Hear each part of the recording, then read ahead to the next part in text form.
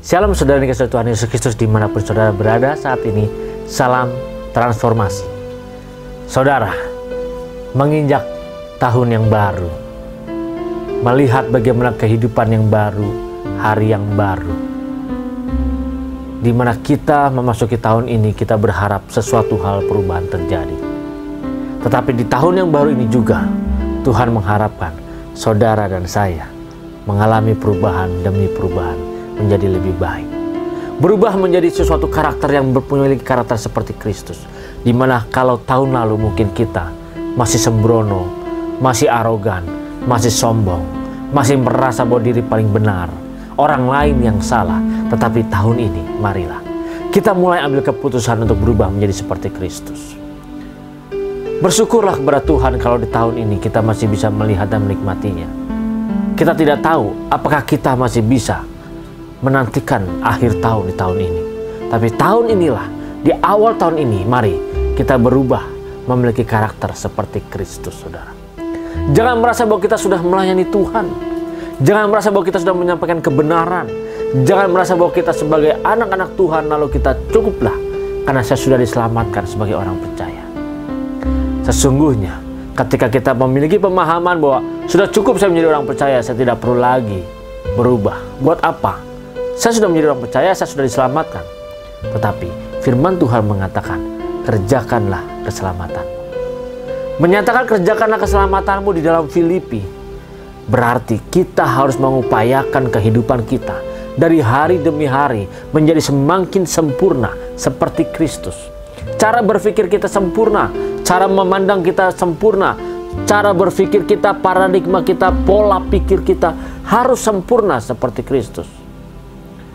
Apa yang kita perkatakan, apa yang kita perbuat harus sempurna seperti Kristus. Kalau selama ini kita merasa bahwa ya sudah cukuplah, kita percaya kepada Tuhan, berarti kita diselamatkan. Kita sudah melayani, kita sudah menyumbang gereja, kita sudah memberikan perpuluhan, kita sudah membantu orang-orang miskin, berarti saya sudah berubah seperti apa yang Tuhan inginkan. Saudara, kalau kita melihat firman Tuhan dari Matius 7 ayat 22 dan 23. Firman Tuhan berkata, pada hari terakhir banyak orang akan berseru kepadaku, Tuhan, Tuhan, bukankah kami bernubuat demi namamu? Dan mengusir setan demi namamu? Dan mengadakan banyak mujizat demi namamu juga? Pada waktu itulah aku berterus terang kepada mereka dan berkata, aku tidak pernah mengenal kamu. Enyahlah daripadaku, kamu sekalian pembuat kejahatan. Saudara, kita merasa selama ini kita sudah berbuat mujizat. Kita merasa bahwa selama ini kita sudah melayani Tuhan. Kita sudah menyembah Dia. Bahkan kita memanggil Tuhan, Tuhan, Tuhan. Kita merasa sudah dekat dengan Tuhan. Kita merasa hidup kita sudah benar. Tapi kita lupa tidak pernah mengkoreksi bagaimana kehidupan kita. Kita merasa kita sudah mengenal Tuhan. Tapi apakah Tuhan sudah mengenal kita? Di tahun yang baru ini, mari ketika kita melangkahkan kaki kita memasuki tahun yang baru, mari kita renungkan. Benarkah Bapa di surga sudah mengenal kita? Benarkah Bapa di surga sudah suka, sudah senang dengan semua sikap kita? Apakah betul yang kita lakukan menyukakan hati Bapa? Karena Bapa di surga menginginkan saudara dan saya mengalami perubahan terus menerus, dan perubahan ini membawa hidup kita kepada kekekalan, di mana ketika kita kembali ke rumah Bapa, kita membawa karakter Kristus dalam diri kita. Adakah saat ini karakter Kristus dalam diri saudara dan diri kita? Kalau kita belum ada karakter Kristus, mari kita koreksi. Di mana yang harus kita perbaiki? Di mana kelemahan karakter kita? Di mana kekurangannya? Mari kita perbaiki. Jangan sampai kita tidak berubah. Berbicara perubahan di sini seharusnya kita berubah drastis. Seperti kita punya teman kita pergi ke luar negeri 1 tahun, 2 tahun, 3 tahun, atau 5 tahun. Dia kembali ke negara ini. Ketika dia kembali dan bertemu dengan kita bertemu dengan dia, kita kaget. Wow! Ternyata dia berubah drastis.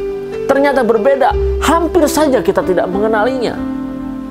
Perubahan seperti inilah yang Tuhan ingin mengharapkan kepada saudara dan saya. Bahwa hidup kita mungkin dulu arogan, mungkin kita sombong, mungkin kita tidak peduli terhadap sesama. Tidak ada orang-orang yang susah yang kita tolong, kita tidak pernah peduli dengan orang lain. Tetapi sekarang kita berubah. Apakah kita berubah karena kita cuma mau dikenal Tuhan? Mari, justru kita mengenal Tuhan terlebih dahulu. Kita mencintai Tuhan terlebih dahulu. Ketika kita mencintai Dia, otomatis hidup kita pun harus berubah. Ketika kita mencintai Tuhan, otomatis cara hidup kita berubah.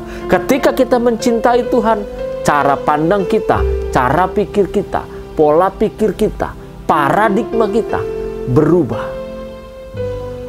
Karena kita mencintai Tuhan, maka segala aspek hidup kita semuanya akan berubah.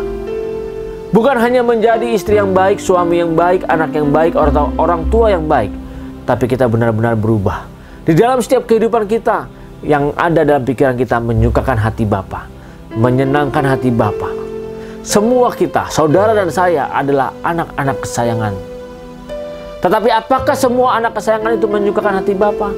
Belum tentu, saudara.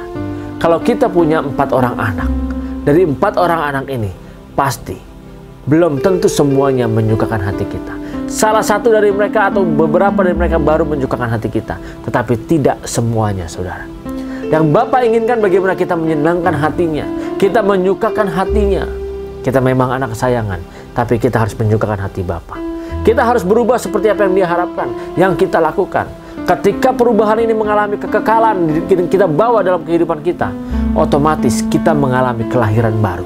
Ketika kita mengalami kelahiran baru, jelas saudara sekalian, fokus hidup kita lah ini bukan lagi mencintai keindahan dunia ini.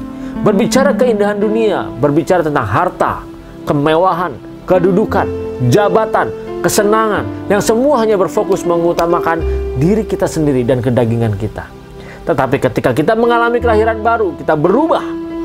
Disitulah fokus kita kembali kepada Bapa di surga. Fokus kita hanya kepada Tuhan. Ketika kita mengalami kelahiran baru, kita akan merasakan rasanya kita tidak punya teman.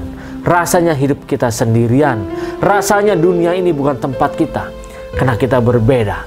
Karena kita berubah seperti apa yang Tuhan inginkan. Saudara, ketika kita berubah, yang membawa di mana perubahan ini membawa hidup kita, karakter kita seperti Kristus, otomatis hidup kita pun harus sempurna, tanpa cacat, tanpa celah. Kita harus hidup perfect di dalam dunia ini. Apa yang kita lakukan harus perfect, sempurna. Tidak boleh ada cacat, tidak boleh celah. Kalau kita punya celah sedikit pun, manusia bisa menghakimi kita. Kalau kita punya cacat sedikit pun, manusia berusaha menjatuhkan kita dan menjelekkan kita. Apalagi nanti ketika kita menghadap tahta pengadilan Tuhan. Saudara, mari kita mengalami perubahan. Sehingga perubahan ini membawa kita dalam hidup yang kekal. Dan perubahan kepada yang membawa hidup kita pada kekekalan, jelas kita harus mengalami kelahiran baru. Kalau saudara dan saya mengalami kelahiran baru, mari kita alihkan fokus kita bukan lagi pada keindahan dunia ini, tapi fokus kita Bapa di surga.